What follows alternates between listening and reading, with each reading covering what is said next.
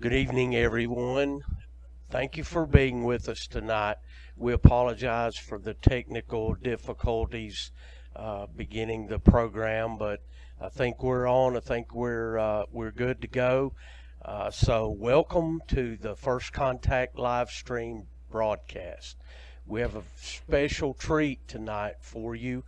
We're going to be interviewing Miss Jeannie Honeycutt, who is the owner and operator of Flat Rock Pizza.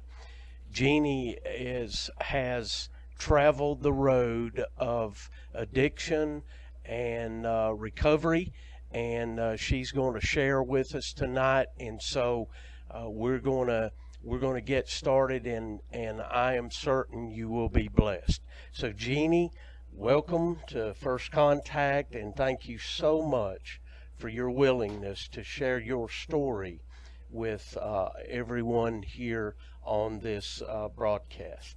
Thank you so much for having me and for allowing me to be here.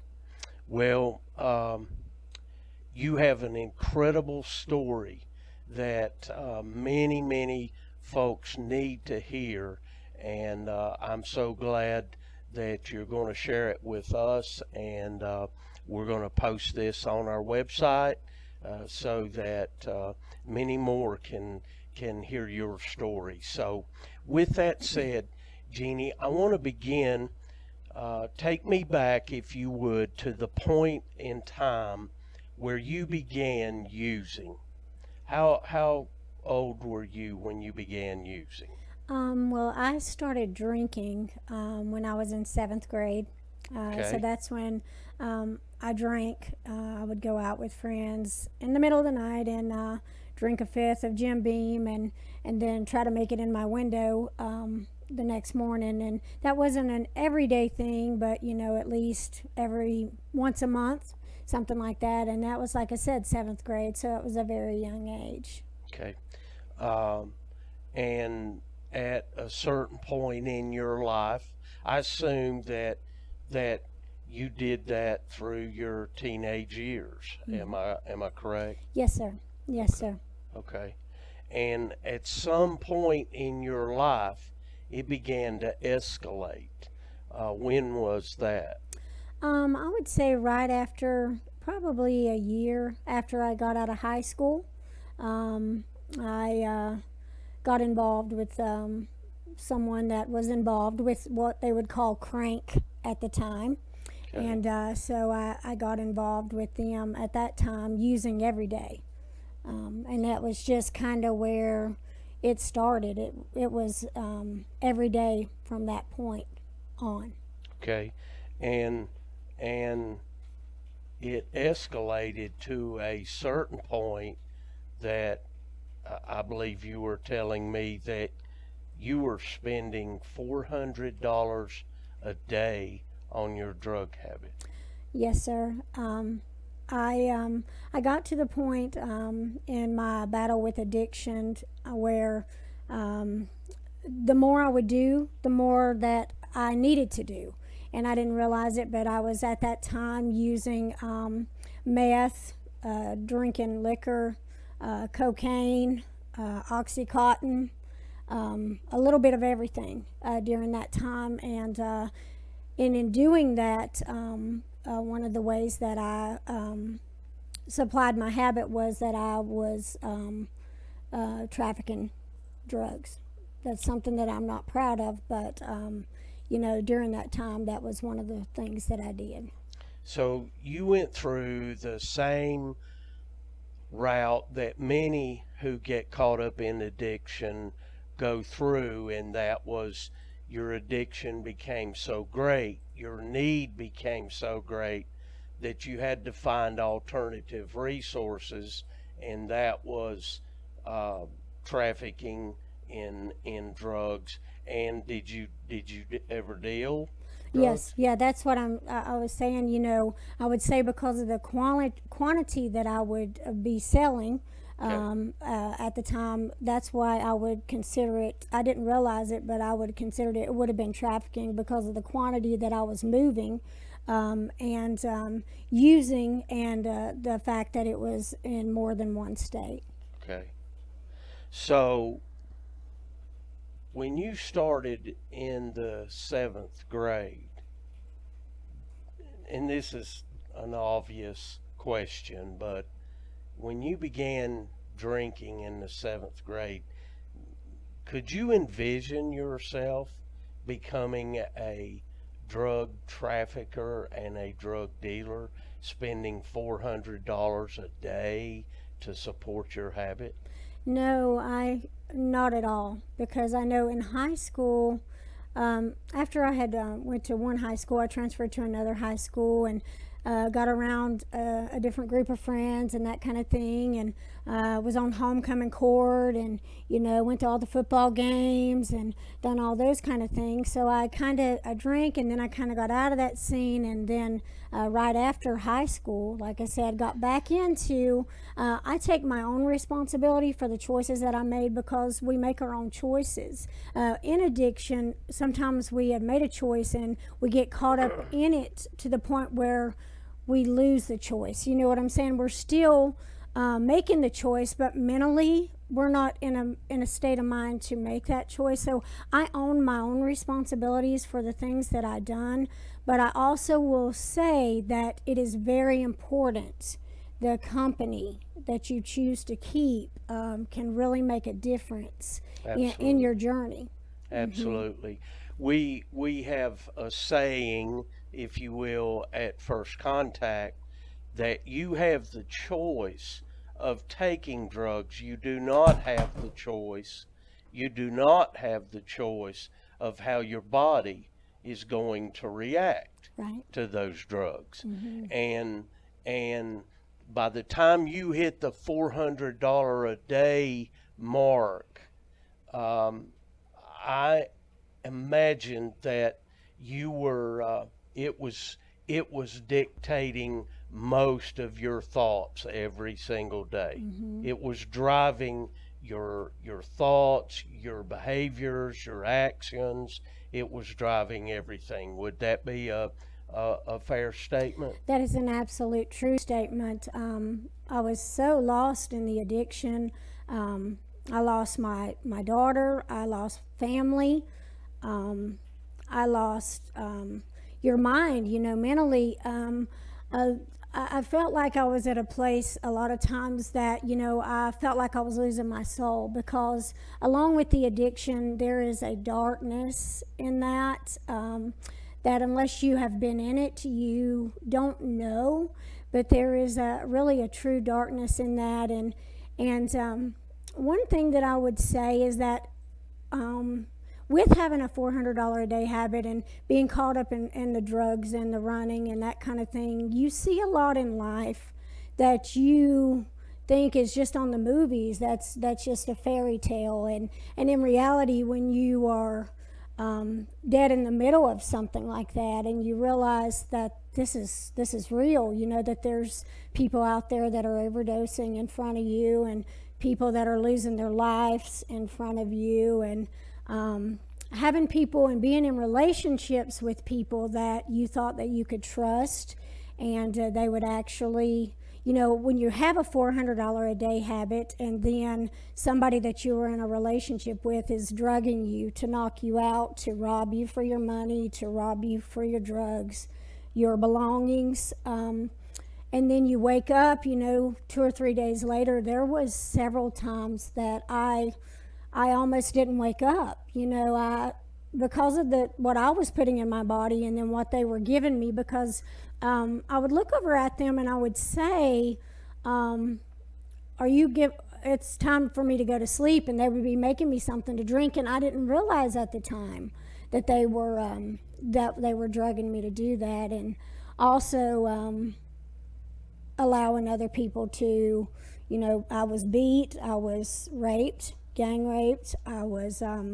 I'd been beat with the butt end of a shotgun and left for dead in a parking lot in Asheville. There's a lot to that way of life, and for a long time, you block those things out, but there comes a time that God gives you the grace, because they would always say, you just don't remember, you don't remember. And and in knowing that my daughter, I wasn't keeping her safe at a time, and so I thank God for family that stepped in that, because, if that kind of thing was going on with me, I thank God that my daughter was okay. So I'm just, I would have to say that, the violence, the drug world, the addiction is a whole different life, and that, we need to keep our eyes open to that. But I want to say that I thank God today that even through all of that, He has healed my heart, because for a long time I couldn't trust. And it was because of the things that had occurred during those times. But God has given me the strength to forgive and to let that go. But it all started because of the addiction. Yes. Yeah. That's the world of addiction.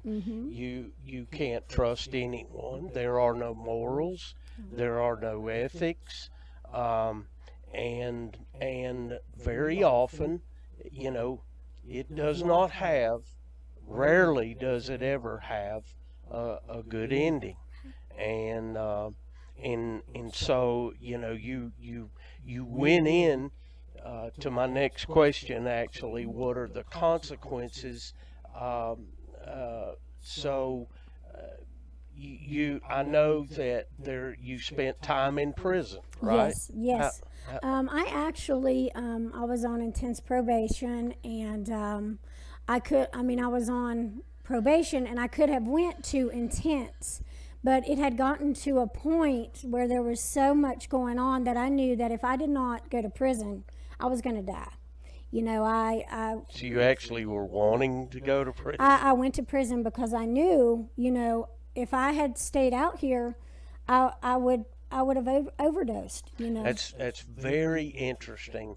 We have a prayer group, and we'll talk about that in just a few moments. But we have a prayer group that we have over 1,000 individuals on that get prayed for daily, thanks to Miss Diane and her group, and very often it's really strange that very often when we begin praying for someone, the first thing that happens is they get arrested. And we have come to call jail God's detox. So that's kind of what prison was for you: detox and possibly rehab. But there that wasn't the end, was it? No, I was. My battle with addiction went on for almost 13 to 15 years. If I'd started when I was younger, drinking and that kind of thing, but I was in hard addiction for at least 13 years, and there was multiple rehabs. My family had come together and tried to send me to rehabs, and what I want to say is that you can go to rehab. God is the one that brings you out, but you have to be willing to do what you need to do to stay clean and sober. It's a decision. It is a Yeah, decision. I'm done. We send a lot of people to rehab, but I share, all the time that it's not the rehab. The rehab is just a tool to be used to get individuals away from the drugs and away from the influence, and gives them an opportunity to dry out, to detox, and to get their minds under control, and give them the opportunity to think clearly. That's what rehab does. It is God that changes Yes. an individual. It is that individual that decides once and for all that they're done. And that's what happened to you at a certain point, and we'll talk about that in just a moment. But you actually OD'd and went to the hospital, right? That Yes. was just before you turned around. So describe that occasion, Jeannie, where I think you were sharing with me your trip to the hospital. So start there and take us through that. Well, in 2007, I, first I want to say there was many times that I battled an OD that my dad would just hold me in the bed and pray for me. So I thank God for that, because he would tell me about that after. I would have to hold you down. You were screaming and kicking.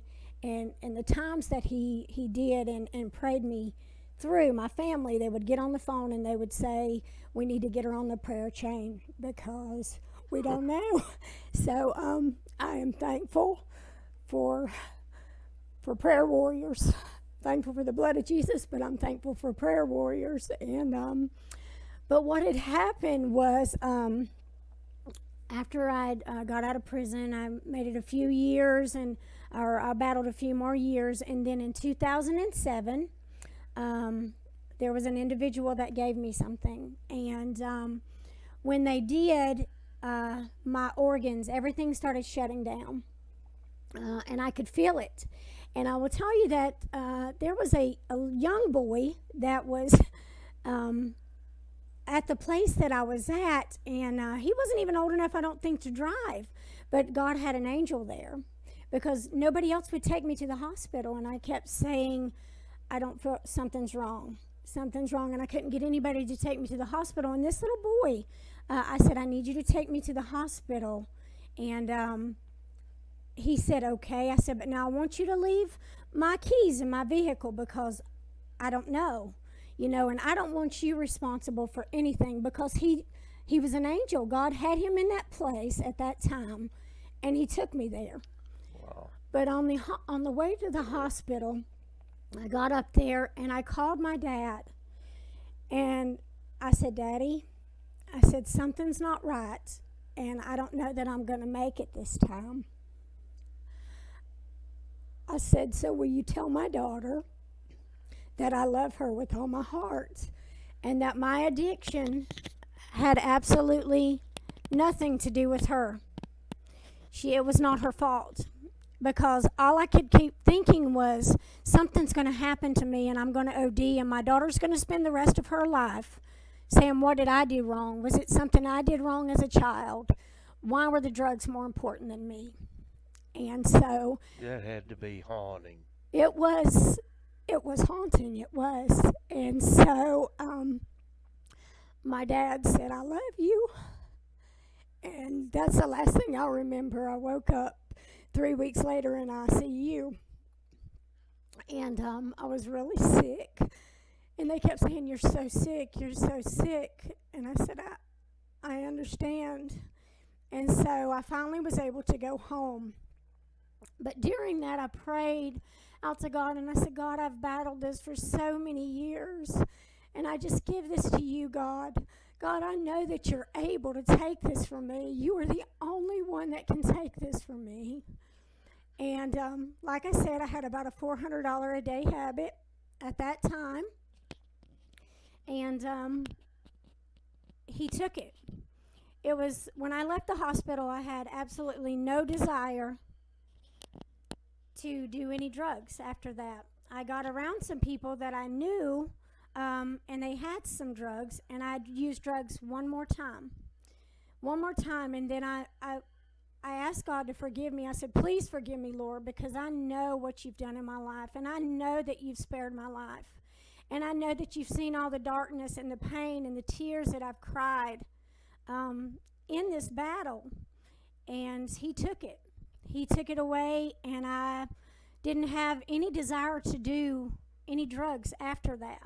But I knew at that time, after I was well enough to get up and to get out of the house, I knew that I had to find a job and I had to stay busy. Okay, so that naturally, that's a natural segue into where actually you are today. But let me just add this before you get started with that. I met Jeannie. It's been a number of years ago, But I met Jeannie long before I actually met Jeannie. Now, what that means is Pizza Inn, uh, which is Flat Rock Pizza now, Pizza Inn off of Upward Road was one of my favorite places to go for lunch, and so I went there fairly often, and at least once a week, and I noticed one day this young lady that was just she was an incredible hostess.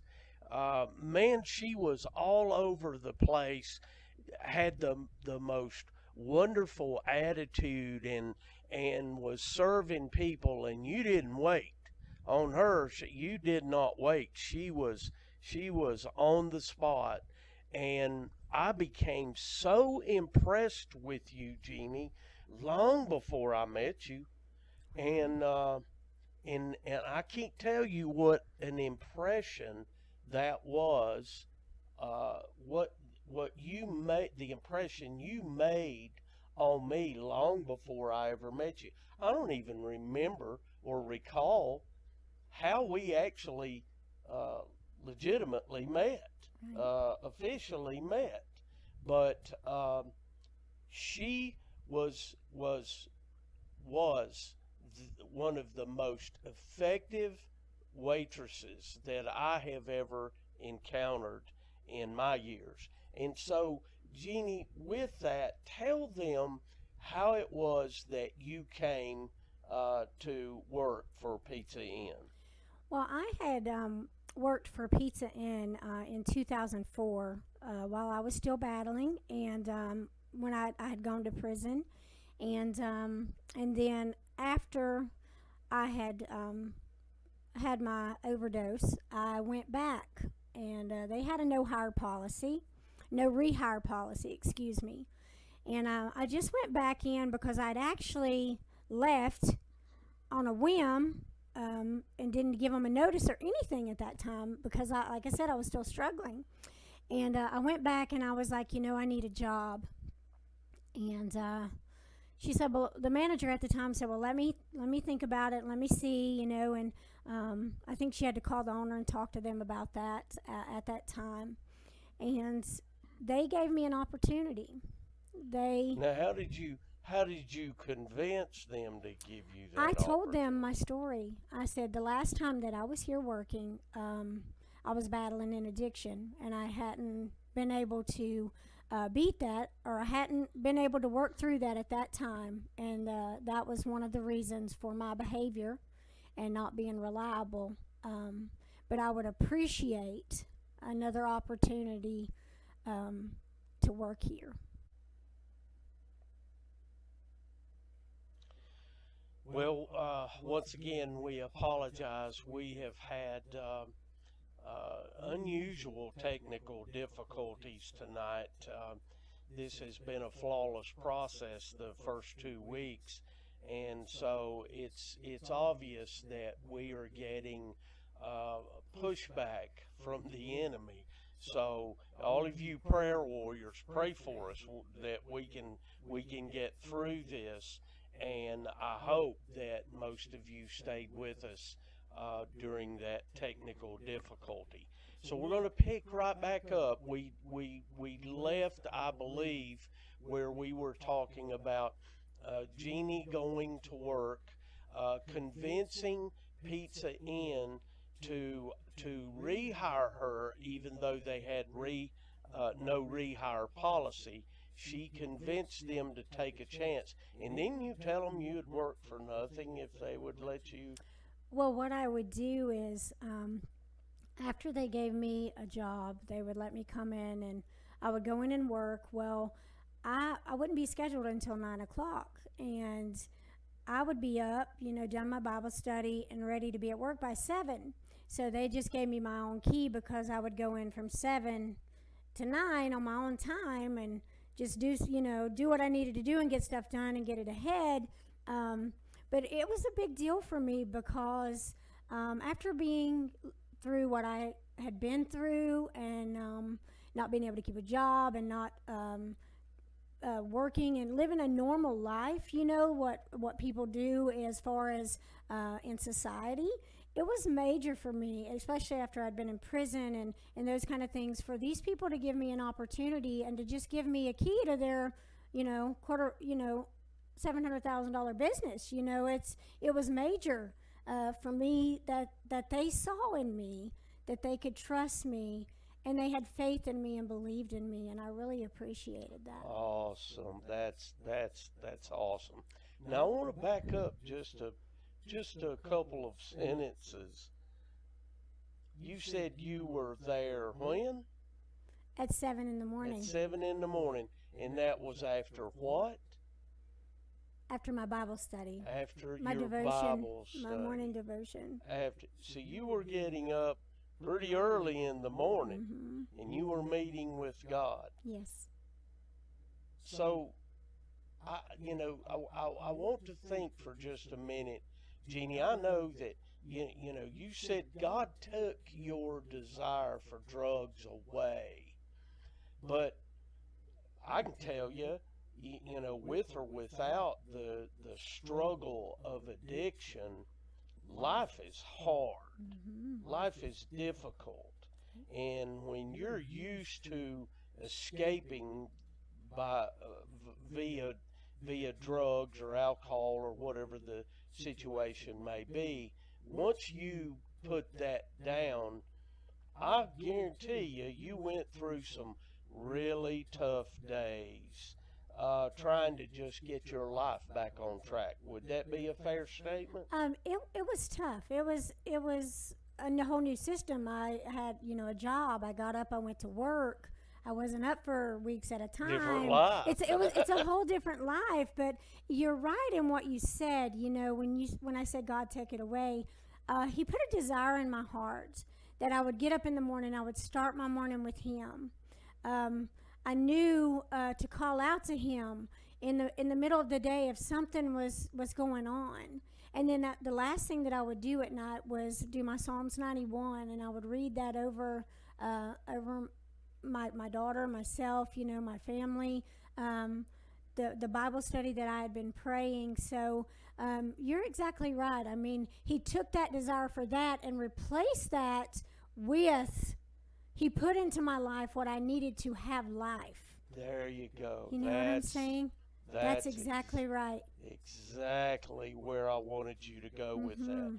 You can't, but so many people who struggle with addiction think they've just got to, once they get it out of their lives, that they can go on. But you have to replace that. And so your way of replacing it was you met with God first thing in the morning, and you met with God last thing in the evening. Is that right? That's right. So is it fair to say that that's how you not only survived those early days where you were struggling to change your life, but you were able to sustain your new lifestyle because God was there every day? Right. Is that right? That's exactly right. And I'll say that's still true today. That's how I start my day. That's how I end my day. Amen. And that's how, life is not easy. Life is not No, it's perfect. not. Even, when you are not in addiction, there's other things that come your way. It's life. I mean, like the loss of my dad, I lost him 7 years ago, and everybody was so, they were so worried. But I am thankful that God brought me through that. You had a heavenly I Father. had a heavenly then. Father, and the reality of it is like I had spoke about, God has really, even today, He works on my heart. He works on, you run into people sometimes that may have been the ones that harmed you. And, I say, God, I forgive them because you've forgiven me. Amen. And I'm praying that you change their life and you help them to find peace for what they did, because I don't have to answer for what they do. I had to answer for what I did. And so that's major. And that's why I'm saying even today, you stay in close contact with God. because that's where your power and your strength is, to live your life and to have the blessed life, meaning you're happy, you know where you're at, you're what you're doing. You're at peace. You're at peace. You're at peace. And I have to do that. I have to meet with him if on a daily basis. If I don't, you know, it gets miserable quick. So that is a critical component to recovery. Right? Absolutely. Absolutely. You know, if you get rid of the drugs, you've got to replace it with something, and that's biblical. If you don't replace it with something, the drugs will come back, and that's generally why it gets much worse after a relapse. So that was a critical component to your recovery. So you start back to work for Pizza Inn. How did that job evolve? Take us through that process. I was just thankful for the opportunity, and I didn't have a license at the time because I'd spent all my money on drugs, and so it took time to even get a car, a place to live, for family to speak to me because they had to show me tough love after 13 years of battling. They were some of my family, and I understand that they had to protect their heart, but it was an amazing opportunity, and I believe that it was God's purpose for me. That's one reason that He has opened that door and blessed the business. But they gave me a key, and I was able to go in and work. I served, and then I worked in the kitchen, and then I was a shift manager, and then I was the general manager. And the man that I worked for had 3 other stores in South Carolina, and it was an awesome thing that when I was going to go to court to get my daughter back, because I had to go through the steps just like everybody does in life. Him and his wife were willing to come testify, to the way that I had worked and the person that they saw that I was. And they actually allowed me to buy the business from them and financed that for me. And I'm very thankful for that opportunity because they believed in me and gave me a place, because with prison and not keeping a job and the lifestyle I'd lived, I just think that that's where God had for me to go. And they also, when I bought my home, they wrote a letter for me to say, she's I should have brought the letter, but it basically said, in a world that's instant gratification, by watching her in her life, you will see that sure and steady will win the race. What an incredibly powerful story. So you went from begging for a job. Hear this, please, out there. You went from the hell and darkness of addiction to begging for a job, all the way from there to becoming the owner operator.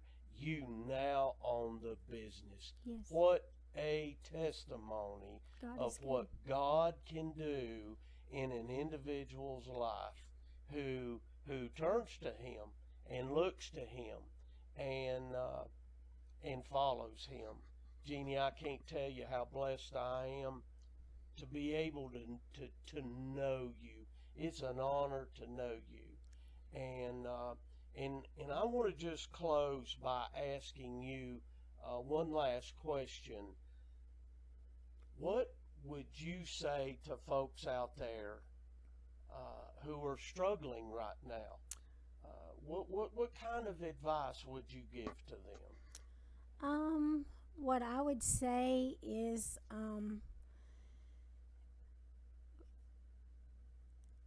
give it to God, pray, and believe that there's deliverance, that there is a life out there. I thank God for the opportunity that He has given me in my business because that's one thing, I want people that can't get a job, I give them an opportunity to get a job. So You you know, actually hire I hire guys. felons, I hire people that have been in addiction, because I think it's important. Just like God opened that door and gave me the opportunity there, and it changed my life. He changed my life, but those that changed my life. So I want to be that. I want to stand in the gap for those that may be battling and struggling, and let them know that I love you right where you are, Amen. and that God has got a purpose for your life, and that it does not matter what you have done. He loves you. He can forgive you. It doesn't matter where Amen. you have been. It's where He can take you, and it's a purpose. It's not about us, but it's my prayer is that people will see Him in me, and to Amen. not give up and surround yourself with people that are like minded. Yes. Very good. Stay with those who are like minded. Get away from those who would influence you in the wrong direction. And you're doing public testimonies, you're hiring individuals struggling with addiction. You've helped me here at First Contact with individuals. So you're you are giving back, and you are participating in the redemption of other people.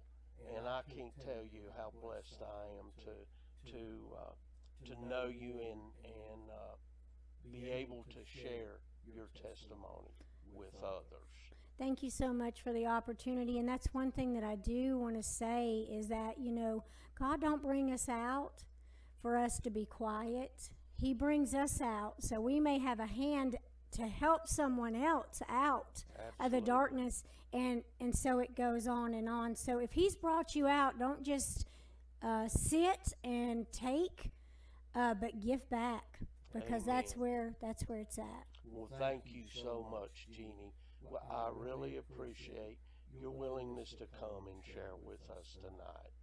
And before we close, I want to just give you some information. Our office is closed, but we're monitoring the phones every 2 hours, all day long. Every day, we have staff who are ready, willing, and able to help. If you're here tonight and you're struggling, um, and you're using. Uh, we can help you. We want to help you. We're willing to lend you a hand without judgment. And and if you're here tonight and you're lonely, or you're fearful because of this virus, God says, "Do not fear, for I am with you. Do not be dismayed, for I am your God." I shared that last week. He is with us, and we want to be helpful in any way that we can. So our number is 828-435 2180. That's 828-435 2180. If you need help, please don't hesitate to reach out to us. And if you're a family member who's struggling with someone who is caught up in addiction, listen, that's my expertise. That's where I've been there and done it, and we have a family support group, and we're going to be announcing some things that we're going to be doing for family support and grief support here very soon. And we want you to reach out. Please call us. Again, the number's 828-435-2180. Oh, and you can go to our website, firstcontactwnc.org. That's firstcontactwnc.org. And we have testimonials on there, videos. Jeannie's will be on there soon. And so if you want to watch it again, you can certainly do that, or you can just go to Facebook and see it before that. And we're going to be announcing, we're going to be rolling out some Zoom meetings for individual recovery classes. We'll be starting those on Tuesday. We'll be announcing some things. We're going to try to get it up and going, and so it'll probably take us a week to do that. And and we're going to do everything that we can do here at First Contact Addiction Ministries to be God's hands, God's mouth, and God's feet. We want Him to use us to help. So if you need us, please reach out. Thank you for coming again. Again, we apologize for the technical difficulties. We're going to try to get as much of that ironed out as we can, and we'll see you next Thursday. We're going to continue this every Thursday at 6:30, and so we'll see you then. Please come back and join us. God bless you and have a good night.